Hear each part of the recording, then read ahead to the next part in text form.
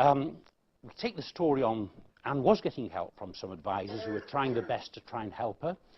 And one of the things that did crop up in this time was that Anne was awarded, after a long battle, £13,000 from the Criminal Injuries Compensation Authority.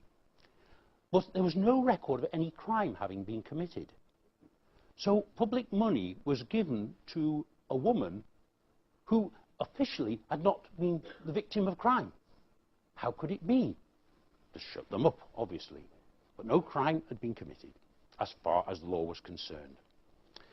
So time went on, and about a year ago, I was invited in to try and see if I could do anything to help the story along, to try and bring the people to justice, and to perhaps bring the story into the public domain, which I have tried hard to do.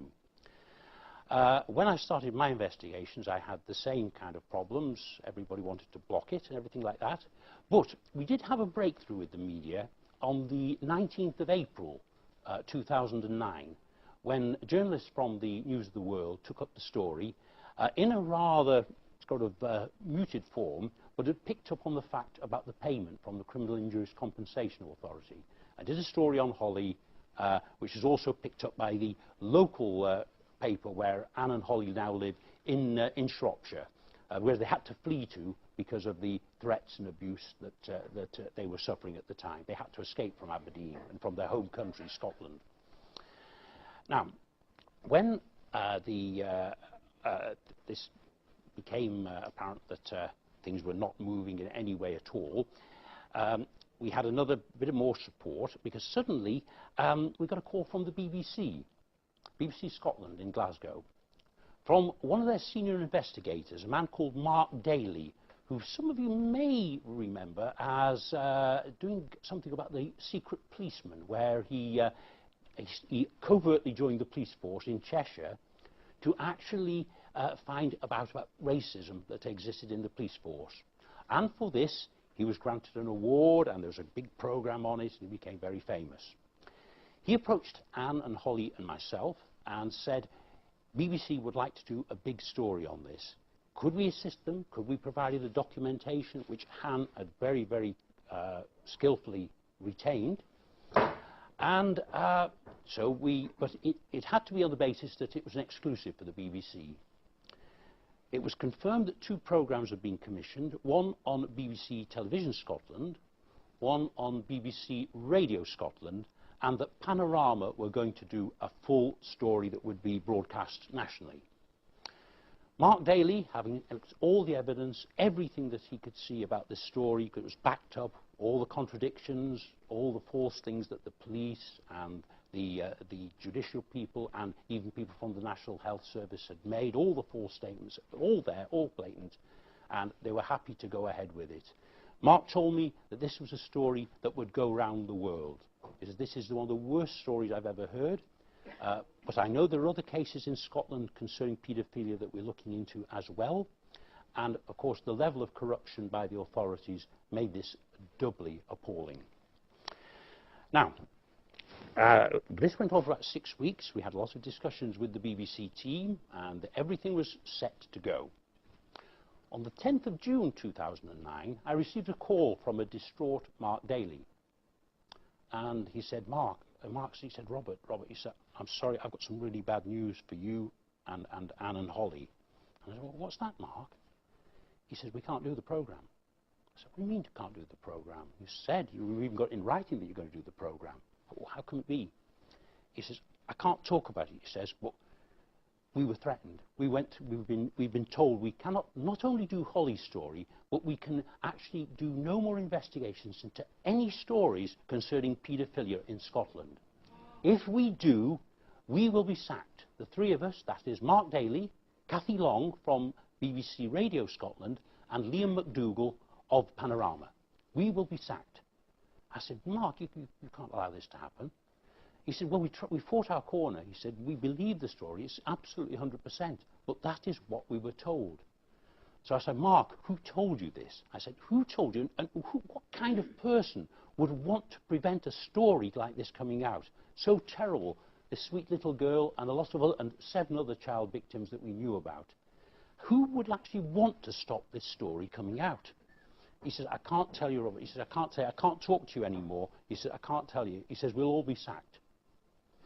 So, obviously, I pressed with the BBC, with the Director General Mark Thompson and the head of the BBC Trust, Sir Michael Lyons. Of course, did I get anywhere with anybody? No. All I got letters saying, Mr. Green, if you wish to complain, we have a particular forum for that, the complaints department of such and such a place, as if I were complaining about somebody using a naughty word at 7 o'clock in the evening. That is how it was treated. Mark Daly never contacted me again, apart from sending a letter apologising to Anne and making a few unfair comments, but nevertheless saying that he believed in the case and he believed everything that he had been told. Now, this obviously presented us with a setback, because we were convinced that if the BBC had got hold of it, which they promised to do, the story would have been out last summer and the world would have known about it. But of course, this was a setback for us. Nevertheless, we persisted, kept the pressure on. One of the things I must say in this case, working for Anne and Hollie, they are two of the bravest women I've ever come across. Nothing frightens them. They've been through hell, but they are so determined, not only for justice for Hollie, but justice for the other children that have been abused, and all the other children in Scotland who are being abused now and will be abused in the future because of the inaction and the collaboration of the authorities.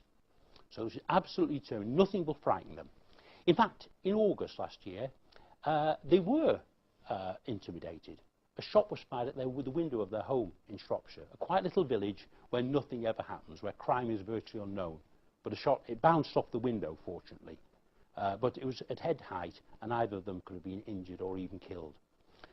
The police are supposed to be reinvestigating the case after I came into it. They said they would look at it again, but they didn't do anything. They never made any attempt to interview Anne and Hollie. They just stayed up in Aberdeen, and nobody did anything. When the shot was fired, I emailed Alex Salmond, who had already told about the case, I'd already informed him what was going on, and the fact that we felt that the Lord Advocate, a member of his government, was deeply involved in the case. And when the shot occurred, I emailed him, and I also called the Chief Constable in Aberdeen, Grampian Police, to say that if anything happened to my clients as a result of this, I would hold them personally to blame. They had all the time that they could possibly have to look at this case, dangerous, vicious people, and they'd done nothing about it. And now, because we were putting the pressure on, there was a real threat to the lives of my clients. Well, they did, in fact, get in quick time, 2 officers from the Grampian Police were sent down to Shropshire to interview my clients. This took place on the 8th of September. We met at the main police station in Shrewsbury, and we were taken to one of the houses that they use to interview victims of rape, which are not as sort of deterring as a police station would be, a little bit slightly more relaxed, if that is the right word. And we went to the house. Anne was interviewed upstairs by one of the police officers, accompanied by 2 of the people from the Mercia force. And Hollie was interviewed downstairs by another officer, Lisa Evans, accompanied by a police officer from another police officer from the Shrewsbury area, and a social worker as witness. I was not allowed to sit in at the interviews, but I was allowed to sit next to a very thin partition door. Hollie was being interviewed in the lounge. There's a wooden sliding door there to connect it with the kitchen. I was able to sit right next to the door with my notebook. Because Hollie has hearing difficulties, the conversation was at a higher decibel level than perhaps would have been normally in a conversation, so I was able to hear just about everything that was said. And I sat there for 3.5 hours, listening to this poor girl relating and reliving all the horrors that had been inflicted upon her for year after year. She went through everything, told about every name, the sheriff, Sheriff Graham Buchanan, all the others, named them. Most of the rapes, in fact, took place at the home of the sheriff's sister, Evelyn Buchanan. It was absolutely awful. But Hollie, the thing that I think also made a great impression on me was the bravery of Hollie. She went through this. It was I'm sure all of you here could understand a woman being asked to relive multiple rape over and over again, to face questioning about it. But for 3.5 hours, she stood her ground. Everything she told me was everything I'd heard before, exactly consistent with what she told the BBC, exactly consistent with all the documentary evidence we'd had.